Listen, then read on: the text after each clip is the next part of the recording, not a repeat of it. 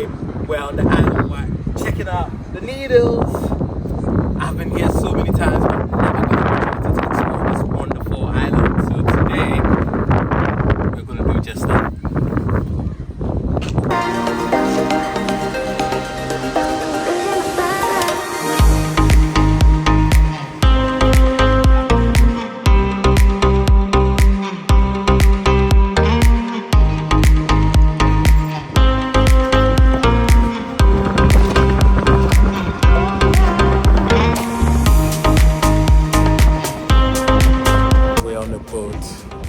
Going close to the Needles to see it up close and personal. I've been there a couple of times, but this time I'm going with a bunch of people and we have a tour guide. So we opted for the slower boat because it has a tour guide on board versus the faster boat. No commentary on there. It looks quite boring. Yeah, I hope you enjoy what I chose.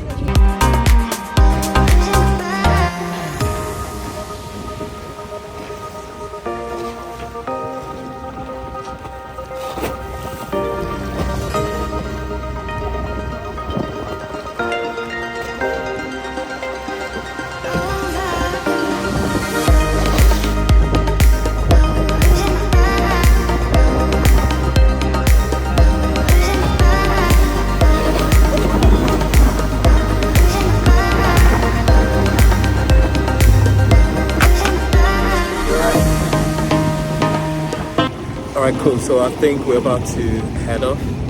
I'm gassing. That's everyone. And here we go.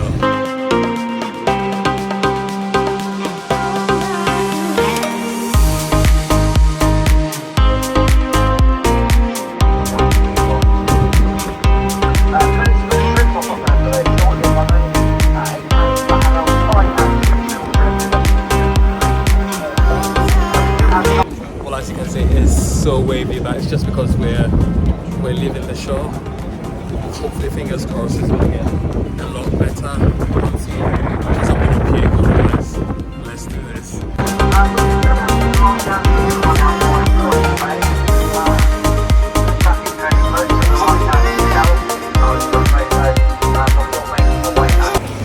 Yeah, so as you can see, we're on board waiting for this geezer to give us a tour. But yeah, everyone on board. I don't know if you can stand, but yeah, I did it anyways.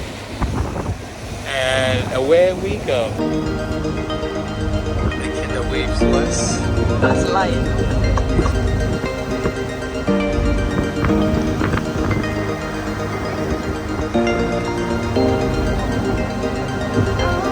We're on board. What's the name of this ship? Boat? The Rambling Rover. Well, we're on board. Then the Ticketmaster is here. £8 per person, which I think is quite decent considering it's a 20 minutes ride with on-board tour, whatever, to make you understand the different layers of sand they have in Isle of Wight. So yeah, sit back, enjoy the view.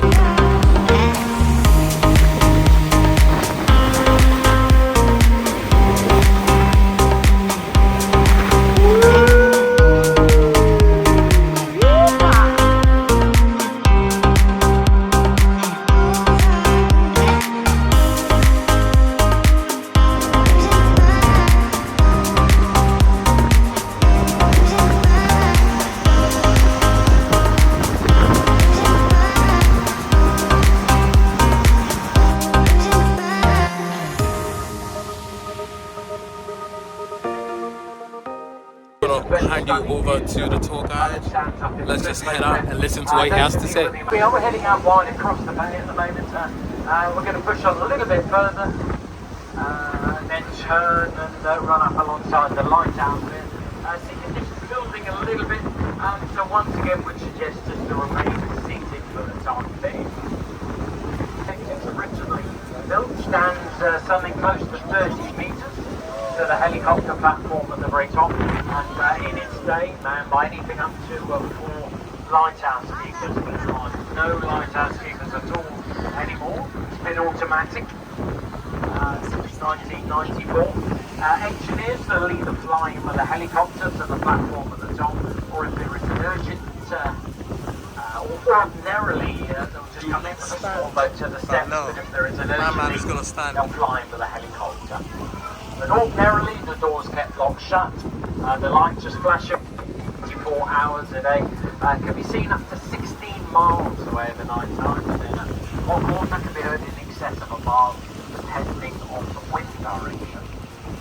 And it's here marking the westernmost point of the Isle of Wight, warning of the obvious danger of the rocks you can see, as well as the hidden danger beneath the surface all around us that you can't. It's for this reason the Needles channel does have quite a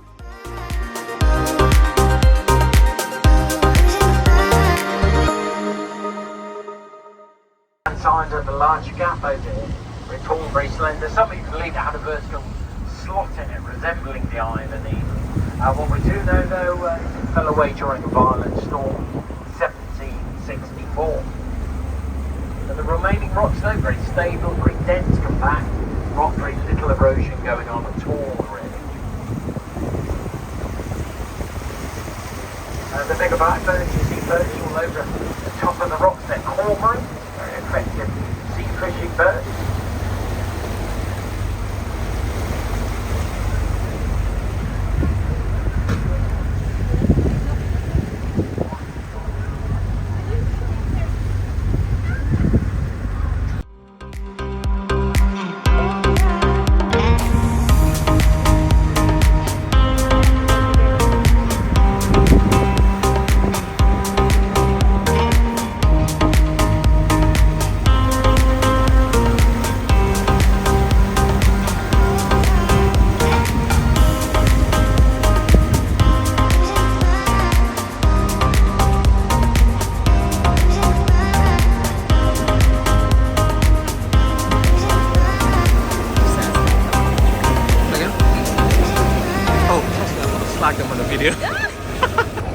So if you're a regular on my channel, you know I have sailed around the Isle of Wight, but this time I'm in a tour boat, so it's going to be a bit different.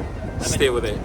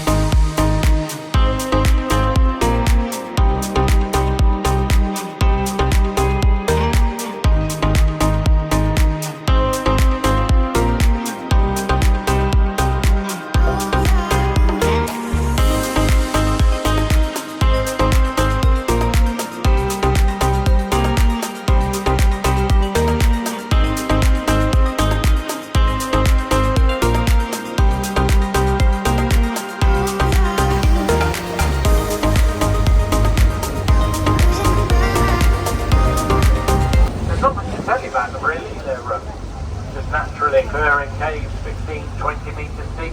So you can see right up inside them at the moment. More interest though, a little bit further along are the gun slots embedded in the cliff. Now we understand the Victorians built these to complement the cannon at the very top of the cliff, and just defend the western entrance into the Solent. But of course, built at the time when the French were threatening, used to go for both world wars, but nothing ever really happened at all. And this lower part has since been closed off. And behind here are a network of tunnels, big freshwater reservoir, and still some of the machinery that once operated the lift. Just at the top of the cliff there, you can see the entrance to the fort with the drawbridge running over the top. If you have got time to get up there today, thoroughly recommend it. Nothing else, just for the views really. Visibility is not too bad. If you look out behind the boat, you may be able to see some 14 miles to the western direction. The harbour just to the right of there. Then the buildings are more clearly visible at 8 miles. formed as layers of sediment of an ancient river that once flowed through this area. The chalk cliff out to the left-hand side of the boat being the base of the river, and then the coloured sands building up over many millions of years. Different colours just relating to different periods in time, different minerals in the sediment.